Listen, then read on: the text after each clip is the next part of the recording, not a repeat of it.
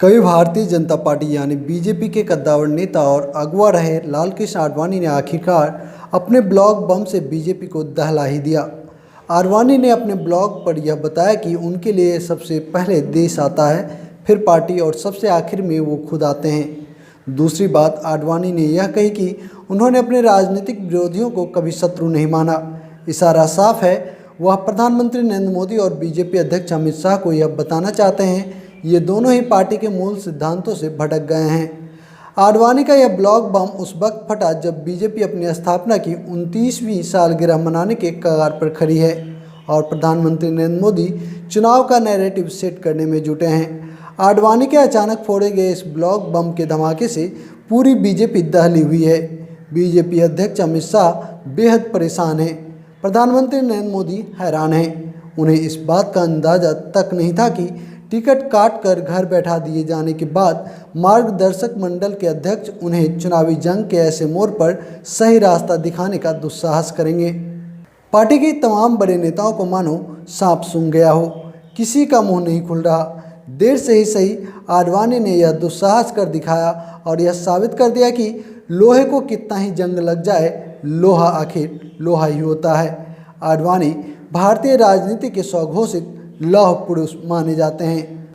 आइए अब जानते हैं कि आखिर आडवाणी जी ने अपने ब्लॉग बम में डाला क्या है।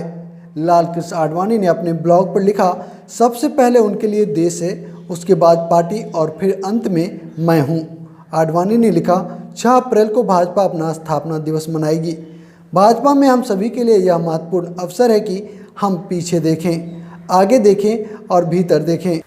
भाजपा के संस्थापकों में से एक के रूप में मुझे भारत के लोगों के साथ अपने प्रतिबिंबों को साझा करने के लिए मेरा कर्तव्य मानना है और विशेष रूप से मेरी पार्टी के लाखों कार्यकर्ताओं के साथ दोनों ने मुझे अपने स्नेह और सम्मान के साथ ऋणी किया है। अपने विचारों को साझा करने से पहले मैं गांधीनगर के लोगों के लिए अपनी सबसे गंभीर कृतज्ञता व्यक्त करने का यह अवसर लेता हूँ, जिन्होंने 1991 के बाद 6 बार मुझे लोकसभा के लिए चुना है।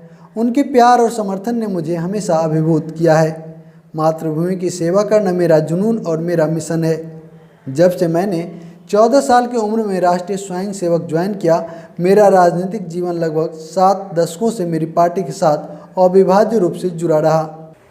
साथ ही उन्होंने आगे कहा कि भारतीय लोकतंत्र का सार विविधता और अभिव्यक्ति की स्वतंत्रता का सम्मान है। अपनी स्थापना के बाद भाजपा ने उन लोगों पर कभी विचार नहीं किया जो राजनीतिक रूप से हमारे दुश्मन के रूप में असहमत हैं, लेकिन केवल हमारे सलाहकारों के रूप में। इसी तरह भारतीय राष्ट्रवाद की हमारी अवधारणा में हमने उन लोगों के बारे में कभी भी विचार नहीं किया जो हमारे साथ राजनीतिक रूप से असहमत हैं। पार्टी व्यक्तिगत और राजनीतिक स्तर पर प्रत्येक नागरिक की पसंद की स्वतंत्रता के लिए प्रतिबद्ध है।